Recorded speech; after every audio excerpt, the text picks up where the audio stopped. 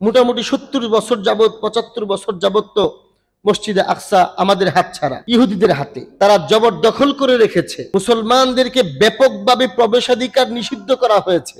মসজিদে হারাম ও মসজিদে নববীতে মুসলমানরা চাইলে যেতে পারে, যদিও ভিসা লাগে, টিকিট লাগে, কিন্তু চাইলে যেতে পারে। কিন্তু মসজিদে আকসায় মুসলমানরা চাইলেও যেতে পারে না, এবং মুসলমানদেরকে পরিকল্পিতভাবে মসজিদে আকসা থেকে মুসলমানদের শত্রুরা, দুশ্মনরা পরিকল্পিতভাবে মসজিদে আকসা থেকে মুসলমানদেরকে দূরে রেখেছে। কেন দূরে রেখেছে? এই জন্য তারা জানে মসজিদে হারাম যেমন আমাদের জন্য গুরুত্বপূর্ণ জায়গা, মসজিদে নববী যেমন আমাদের জন্য গুরুত্বপূর্ণ জায়গা, ঠিক কোরআন এবং হাদিসের প্রকাশ্য নির্দেশনা এবং কিছু কিছু ইশারা ইঙ্গিত এটা বোঝা যায় মসজিদে আকসাও মুসলমানদের গুরুত্বপূর্ণ অংশ। এবং আমি আগেও বলেছি, মেরাজের ঘটনায় আল্লাহ রাব্বুল আলামিন রাসূলকে সরাসরি মসজিদে হারাম থেকে আকাশের দিকে কেন নেন নাই? মসজিদে হারাম থেকে মসজিদে আকসায় নিয়ে এরপরে মূল যে ফ্লাইট রাসূলের, বুরাকের যে ফ্লাইট, আকাশের দিকে বুরাকের যে ফ্লাইট, ওইটা মসজিদে হারাম থেকে হয় নাই, ওইটা হয়েছে মসজিদে আকসা থেকে। তাহলে রসুলকে কষ্ট করে মসজিদে হারাম থেকে মসজিদে আকসায় কেন যেতে হলো? এটা একটা গুরুত্বপূর্ণ প্রশ্ন, এবং এই প্রশ্নের জবাব আমরা বিস্তারিত ব্যাখ্যা ওই সময় আলোচনা করেছি।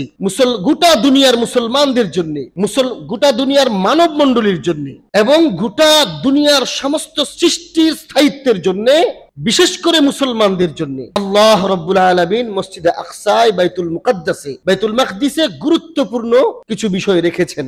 এবং গোটা দুনিয়ার রাজনৈতিক কেন্দ্র আল্লাহ রাব্বুল আলামিন বানিয়েছেন মসজিদে আকসা। এটাও আমরা একদিন ব্যাখ্যা করেছি। মসজিদে হারামে আধ্যাত্মিকতার কেন্দ্র রেখেছেন, আর মসজিদে আকসায় রাজনৈতিক কেন্দ্র রেখেছেন। আল্লাহ রাব্বুল আলামিনের কাছে আধ্যাত্মিকতা, রাজনীতি দুইটার গুরুত্ব খুবই বড় ধরনের। এবং এই উম্মতে মুসলিমা যেভাবে নিজের আত্মশুদ্ধি করবে, এই উম্মতে মুসলিমা যেভাবে নামাজ পড়বে, এই উম্মতে মুসলিমা যেভাবে আমল করবে ব্যক্তিগত জীবনে, ঠিক তেমনি ভাবে রাষ্ট্রীয় জীবনে, আন্তর্জাতিক জীবনে, রাজনৈতিক ভাবে ইসলামকে, মুসলমানদের কর্তৃত্ব, ইসলাম, রাসূল করিম সাল্লাল্লাহু আলাইহি ওয়া আলিহি ওয়াসাল্লামের রিসালাত নবুয়ত, মসজিদ এবং মসজিদের পবিত্রতা, মসজিদ ভিত্তিক ব্যবস্থাপনা, এগুলা রাজনৈতিকভাবে, আন্তর্জাতিকভাবে, রাষ্ট্রীয় পর্যায়ে মুসলমানরা বাস্তবায়ন করবে।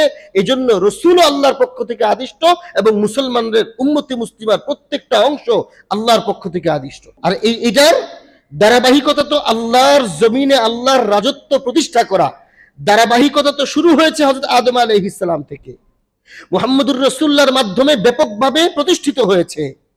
ধাপে ধাপে নবীরা, এক একজন নবী এই কাজ করেছেন।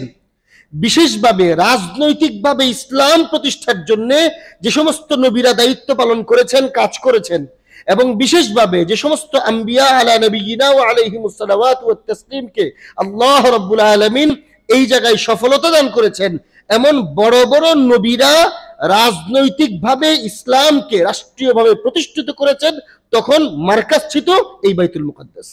হযরত সুলাইমান আলা নবিয়িনা ওয়া আলাইহিস সালাতু ওয়াত তাসলিম, হযরত দাউদ আলা নবিয়িনা ওয়া আলাইহিস সালাতু ওয়াত তাসলিম, ওনারা ছিলেন নবীদের মধ্যে শাসক পর্যায়ের শ্রেষ্ঠতম নবী। শাসক পর্যায়ে শ্রেষ্ঠতম নবী ছিলেন বিশেষ করে এই দুইজন। ওনাদের মার্কাজ ছিল এই বাইতুল মাকদিস। এজন্য এই বাইতুল মুকাদ্দাস গোটা দুনিয়ার জন্য, গোটা মানব মণ্ডলীর জন্য, বিশেষভাবে মুসলমানদের জন্য অনেক গুরুত্ব বহন করে। যার কারণেই আজকে আমাদের শত্রুরা প্রায় 75 বছর যাবত বাইতুল মাকদিস থেকে আমাদের হাতছাড়া করে রেখেছে।